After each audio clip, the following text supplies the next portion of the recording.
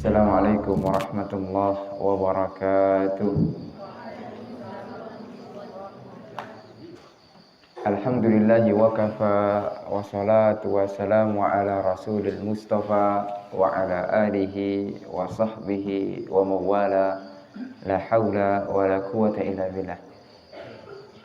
Qala Allah tabaraka wa ta'ala ya ayyuhalladzina amanu taqullaha wa qulu qawlan sadida yuslih lakum a'malakum wa yaghfir lakum dhunubakum wa may yuti'illaha wa rasulahu faqad faza fawzan 'azima. Alhamdulillah, kita bersyukur atas limpahan rahmat nikmat dari Allah tabaraka wa ta'ala yang masih memberikan kepada kita kesempatan pada pagi yang berbahagia ini untuk menunaikan kewajiban Allah tabaraka wa ta'ala berupa salat subuh berjamaah, kemudian dilanjutkan dengan duduk di majelis ilmu. Ini adalah kenikmatan yang besar dari Allah Subhanahu wa ta'ala yang tidak diberikan kepada semua orang. Di mana banyak orang yang sibuk dengan dunianya atau terlalaikan dengan dunianya, Allah masih memberikan kepada kita kesempatan untuk senantiasa mengingat akhirat. Ma'asyiral muslimin, adik-adik, anak-anak ustadz yang ustadz cintai karena Allah Subhanahu wa ta'ala, insyaallah pada kesempatan kali ini kita akan membahas sebuah tema. Apa temanya? Menuntut ilmu, jalan menuju surga. Menuntut ilmu, jalan menuju surga. Al-Imam Ibnul Qayyim di dalam kitabnya Miftah Daris Sa'adah, beliau menyebutkan berbagai macam keutamaan tentang menuntut ilmu. Dan yang paling yang akan menjadi tujuan kita ketika kita belajar ilmu adalah bagaimana kita bisa masuk surga Allah Subhanahu wa ta'ala. Rasulullah sallallahu alaihi wasallam bersabda, "Man salaka tariqan yaltamisu fihi ilman, sahhalallahu lahu bihi tariqan ilal jannah." Barang siapa yang berjalan menempuh suatu perjalanan dari rumahnya untuk menuntut ilmu syar'i. Jadi yang ilmu dimaksud itu adalah ilmu syar'i, ilmu din, ilmu agama, ilmu yang bisa menegakkan ubudiyah kita kepada Allah Subhanahu wa ta'ala. Ilmu yang bisa membuat kita takut kepada Allah. Niscaya Allah Subhanahu wa ta'ala akan mudahkan bagi kita jalan menuju surga. Kenapa? Karena ketika kita sudah memiliki ilmunya, maka pintu-pintu ibadah itu terbuka untuk kita amalkan sehingga kita bisa beramal dengan ilmu. Oleh karenanya Al-Imam Ibnu Rajab di dalam kitabnya Jami'ul Ulum wal Hikam menukil sebuah perkataan, beliau mengatakan bahwasanya menuntut ilmu jalan singkat menuju surga. Anak-anak ustadz, adik-adik ustadz yang ustadz cintai karena Allah Subhanahu wa ta'ala, kaum muslimin, siapa di antara kita yang tidak mau masuk surga? Angkat tangan. Ustadz kasih hadiah HP. Ada yang mau HP ustadz? Tapi syaratnya tidak mau masuk surga. Ada nggak kira-kira? Ada? Tidak ada ya? Berarti kita semuanya mau masuk surga. Ini fitrah manusia. Ya. Ini sudah fitrah manusia bahwasanya kita sebagai seorang yang beriman menginginkan kenikmatan yang abadi, yaitu masuk surga Allah Subhanahu wa ta'ala. Di antara salah satu jalannya untuk menuju surga adalah ilmu. Menuntut ilmu. Menuntut ilmu agama. Ini subhanallah. Ini bukan sesuatu yang remeh ya. Belajar agama yang mana orang-orang masih menganggapnya remeh. Mondok. Nanti lulusnya kerja apa kalau mondok? Lulus mondok itu kerja apa nanti? Kalau antum ditanya gitu. Kalau lulus mondok itu kerjanya apa? Dikira anak pondok ini tidak bisa apa-apa. Cuma ngaji aja. Pondok pesantren bukan itu. Dari sepanjang sejarah kepesantrenan yang ada di Nusantara ini, pondok pesantren adalah pusat peradaban umat.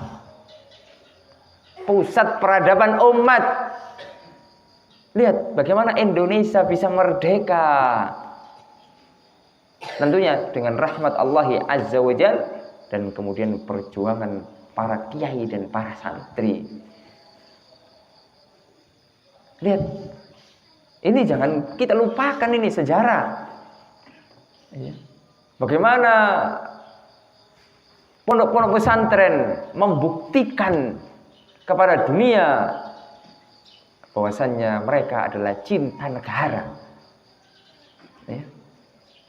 Karena santri-santri termasuk di antara bagian dari peradaban umat.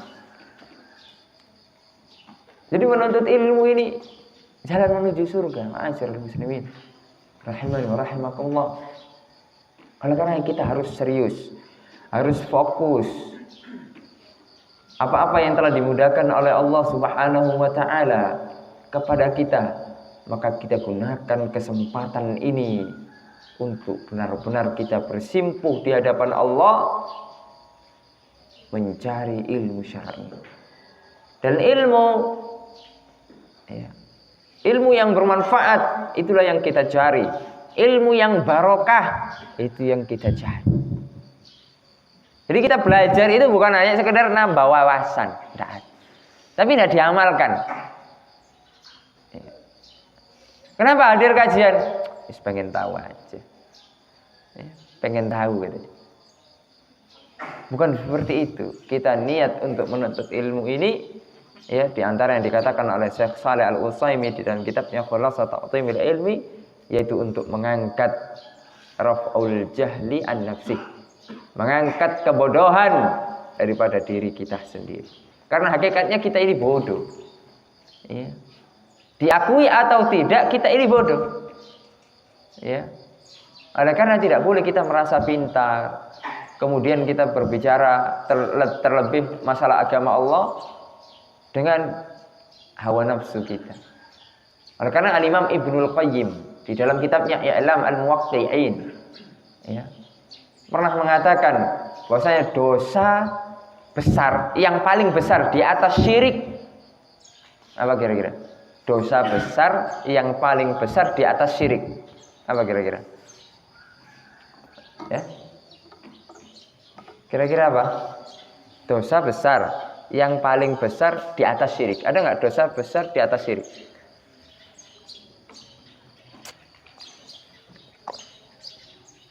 Yaitu berkata-kata tentang Allah tanpa ilmu, sembarangan.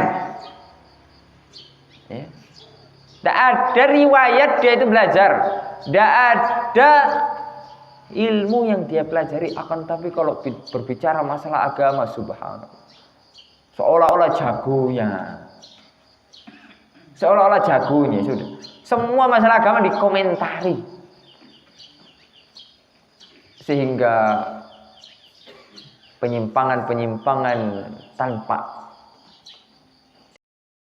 Oleh karenanya para ulama mengatakan man takallama fi ghairi fannihi ata bil ajaib. Barang siapa yang berbicara di luar dari keahliannya, maka pasti nyeleneh, pasti aneh-aneh. Ya, misalnya, ya, bapak-bapak ini bidangnya tukang apa? Tukang listrik. Pokoknya setiap hari ya kerjaannya ya listrik gitu aja. nyambung listrik, instalasi listrik. Ya. Kira-kira kalau ada kemudian tetangganya yang mau melahirkan, apakah tukang listrik ini yang akan menangani? Ya, orang mau melahirkan itu diisolasi gitu. Begitu? Tidak. Ya. Ya kepada ahlinya. Kemana? Ya ke kandungan atau ke puskesmas yang bisa melahirkan. Dokter pun ada dokter spesialis, ada dokter umum, ada yang spesialis tulang. Nggak mungkin kalau kita mau melahirkan, bukan kita yang melahirkan ya, tapi istri misalnya melahirkan, kita bawa ke dokter tulang. Salah atau betul? Kita bawa ke dokter tulang. Salah atau betul? Ya salah. Ada ahlinya. Nah, kalau kita hanya urusan dunia saja, kalau masalah bukan ahlinya, kita sudah nampak bahwasanya itu tidak akan becus. Itu tidak akan menyebabkan kerusakan-kerusakan, bahkan menyebabkan kematian misalnya. Terlebih lagi masalah akhirat.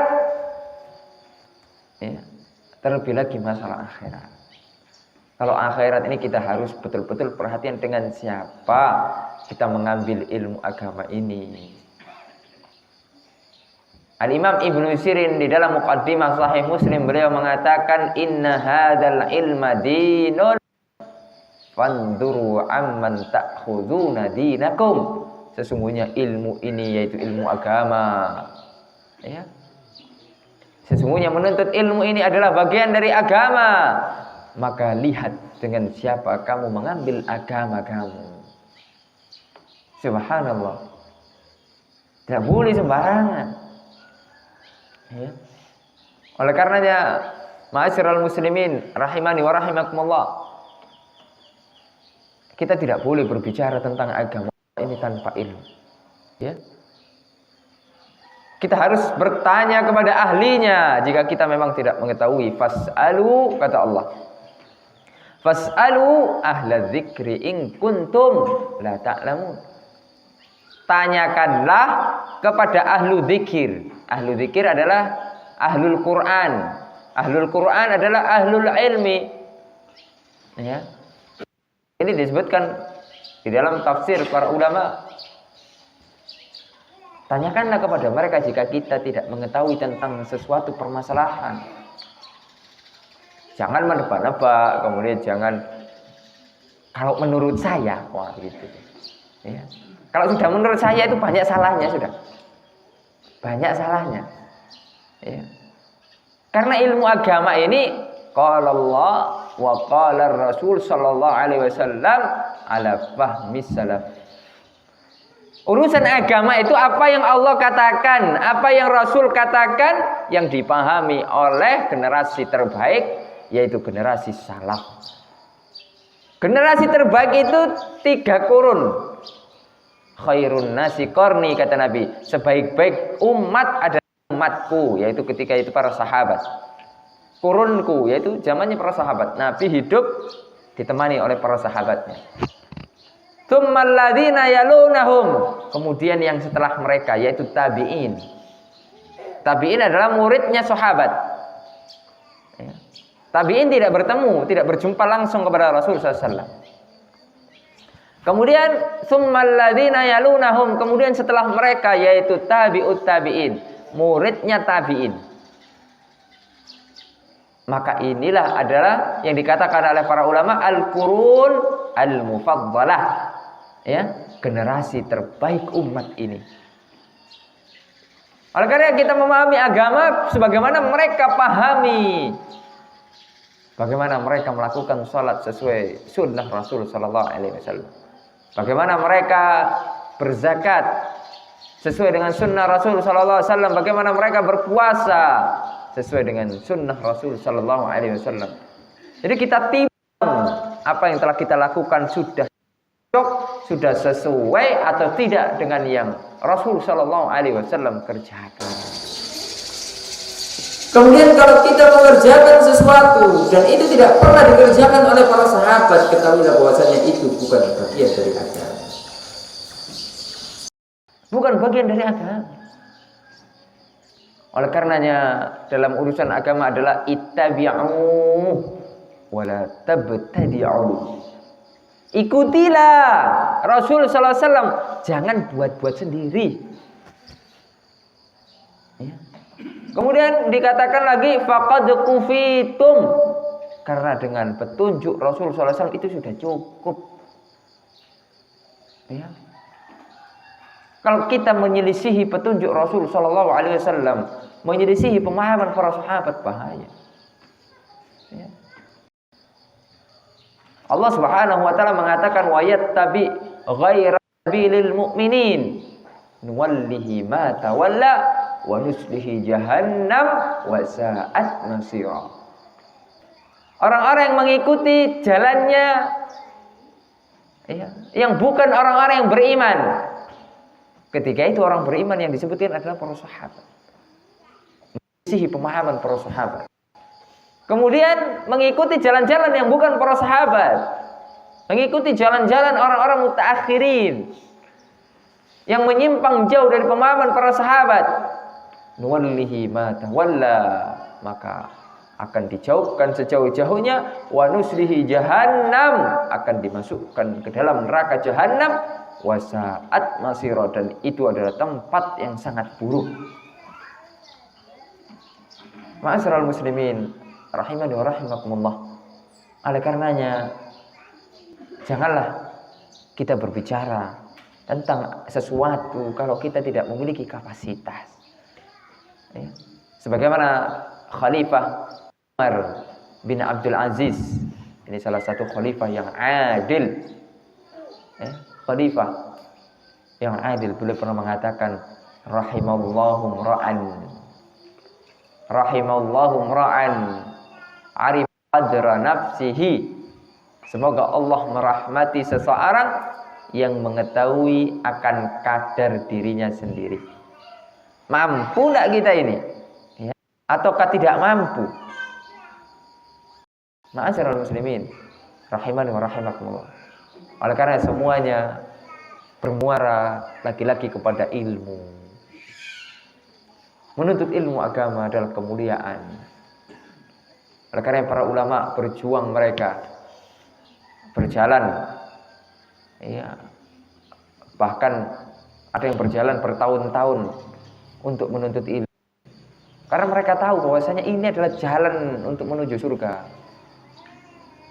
Karena inilah yang akan bermanfaat nanti di akhirat. Abu Hatim Ar-Razi, beliau melakukan perjalanan selama 7 tahun di dalam menuntut ilmu. Berpindah dari satu negeri ke negeri yang lain, ya, kemudian ke negeri yang lain, sampai bukan hanya melintasi daratan, akan tapi beliau menyeberangi samudra untuk menuntut ilmu syar'i. Sehingga beliau pernah menulis di dalam sebuah tulisannya, atau pernah mengatakan bahwasanya saya sudah berjalan kaki sepanjang 5.000 km. Berapa? 5.000 km. Itu kalau kita cek di peta, 5.000 km itu jarak dari Sabang. Di mana Sabang? Sabang di mana? Di ujung sana, di Aceh sana ya. Sampai Merauke. Di mana Merauke? Ada dari sini Papua? Ada orang Papua di sini? Antum bukan orang Papua? Bukan ya? Lihat, jalan kaki, tidak naik pesawat. Sekarang kita enak, ada mobil. Tapi dahulu para ulama jalan kaki. Subhanallah. Lihat, kenapa mereka sampai mengorbankan diri mereka seperti itu? Karena mereka tahu bahwasanya ini jalan menuju surga. Bahkan ada di antara mereka semua hartanya dijual untuk biaya menuntut ilmu. Sampai diceritakan bahwasanya atap rumahnya itu dijual, gentengnya dijual. Ada kira-kira sini mau ngaji jual genteng? Ada enggak? Ya. Kecuali memang kerjanya sudah jual genteng ya. Beda itu, ya. Jadi, ma'asyiral muslimin rahimani wa rahimakumullah. Bahkan sampai ada juga salah satu ulama. Ini kalau kita bicara para ulama ini kan, indah sekali. Ya. Itu bajunya cuma satu. Ya, bajunya cuma satu karena dijuali semua buat biaya menuntut ilmu. Di sini ada nggak santri yang bajunya cuma satu? Ada bajunya satu. Angkat tangan yang bajunya cuma satu. Nanti Ustadz kasih hadiah baju satu lagi. Ada kira-kira? Nggak ada ya? Alhamdulillah nggak jadi ngasih list. Kalau kita sekarang ini sudah enak. Ya. Kemudian akan tetapi zaman yang serba ini ya, masih terkadang kita tidak kurang barokah ya. Berbeda keberkahannya. Oleh karenanya ya, menuntut ilmu zaman dulu itu kata Syekh Abdul Muhsin Al-Abbad hafizahullah taala ya, pada zaman dahulu itu belum ada kayak seperti sekarang ya, Android, mesin pencari hadis belum ada, maktabah syamilah, nah itu belum ada. Sekarang kita itu mau mencari hadis itu tinggal tinggal tulis saja ya, apalagi sudah zaman canggih. Maktabah syamilah, kita pengen cari perkataan ulama itu tinggal kita tulis saja, misalnya apa perkataannya, kata kuncinya apa misalnya ya, toharo, tentang toharo, tentang misalnya menuntut ilmu, tentang itu keluar semua perkataan ulama ya. Sudah dimudahkan jalan kita ini. Akan tetapi yaitu terkadang kemudahan itu membuat seseorang meremehkan, akhirnya keberkahannya berkurang. Di zaman Imam Bukhari bisa membuat kitab tersahih setelah Al-Quran, dan itu belum ada maktabah syamilah, itu belum ada internet, belum ada YouTube, belum ada Facebook, nggak ada. Tapi bisa beliau membuat sebuah kitab yang itu sampai sekarang sudah sekitar 13 abad lamanya, kitab itu belum ada yang mengalahkan. Subhanallah, lihat barokah ilmu para ulama terdahulu. Oleh karena kebanyakan kita sekarang banyak ilmunya, akan tapi tidak barokah. Banyak ilmunya, banyak ngajunya sudah lama, kitabnya sudah banyak yang diselesaikan, akan tapi tidak barokah ya. Karena ilmunya dituntut tidak menggunakan adab ya. Oleh karena para ulama mengatakan, diantaranya Yusuf bin Husain, dalam dinukil oleh Syekh Shalih Al-Utsaimin, beliau mengatakan bil adabi tafhamul ilmah. Dengan adab kita akan mendapatkan ilmu, kita akan memahami sebuah ilmu yang barokah. Oleh karena ma'asyiral muslimin rahimani wa rahimakumullah, kalau kita menuntut ilmu didasari dengan adab-adab yang mulia ya, akhlak-akhlak yang terpuji, maka ilmu itu akan barokah. Mungkin terkadang ada orang yang tidak pintar atau kurang pintar, akan tapi adabnya kepada gurunya, adab kepada teman-temannya baik sekali ya, baik sekali, masya Allah, khidmat ya, melayani, kemudian mendoakan. Terkadang orang-orang seperti inilah yang jadi orang sukses, karena meskipun ilmunya sedikit dan tidak terlalu pintar gitu, hafalannya itu ya, sehari cuma mampu setengah ayat ya, besoknya setengah ayat lagi. Jadi memang lemah gitu, akan tapi karena ada akhlaknya luar biasa. Jadi gurunya ini sampai senang dengan dia. Subhanallah, nah ini luar biasa. Ya. Sehingga Allah Subhanahu wa taala memberikan keberkahan ilmu yang sedikit itu kepada dia. Sehingga dia menjadi orang sukses. Dan banyak orang-orang yang memiliki IQ yang tinggi. Berapa IQ yang tinggi kira-kira? Berapa? Ada yang di sini guru? Ya. IQ yang tinggi. Akan tapi kok meremehkan, tidak beradab kepada gurunya, ya, dan lain sebagainya. Mentang-mentang sudah pintar, meremehkan orang. Dan orang-orang seperti ini banyak ilmunya tidak barokah. Ya, tak jadi orang sukses. Ya, ma'asyiral muslimin rahimani wa rahimakumullah. Oleh karenanya, marilah ayo kita semangat, ya, belajar ilmu. Kita niatkan karena Allah Subhanahu wa taala, kemudian kita niatkan untuk sebab kita masuk surga. Karena kita masuk surga itu tidak bisa dengan amalan. Ya, surga kemudian kita bayar dengan amalan itu tidak bisa. Amalan yang kita lakukan ini hanya sebab. Ya, hanya sebab. Tapi kalau untuk bayar surga tidak bisa. Surga tidak bisa dibayar dengan amalan. Nabi Muhammad SAW pernah mengatakan, la yadkhulul jannah ahadun minkum, ya, bi'amalihi. Salah seorang di antara kalian tidak akan masuk surga dengan amalannya. Ya. Di situ baknya adalah litawid, yaitu dibayar dengan amalan. Ya, tidak bisa. Akan tapi jika baknya di situ maknanya bisabab, ya itu benar. Ya, kita akan masuk surga bisababi amali. Ya. Saya akan masuk surga dengan sebab amalan-amalanku. Karena amalan-amalan saleh menyebabkan ridho Allah, menyebabkan turun rahmat Allah. Sehingga ketika Allah sudah merahmati kita, kita akan dimasukkan ke dalam surga Allah Subhanahu wa taala.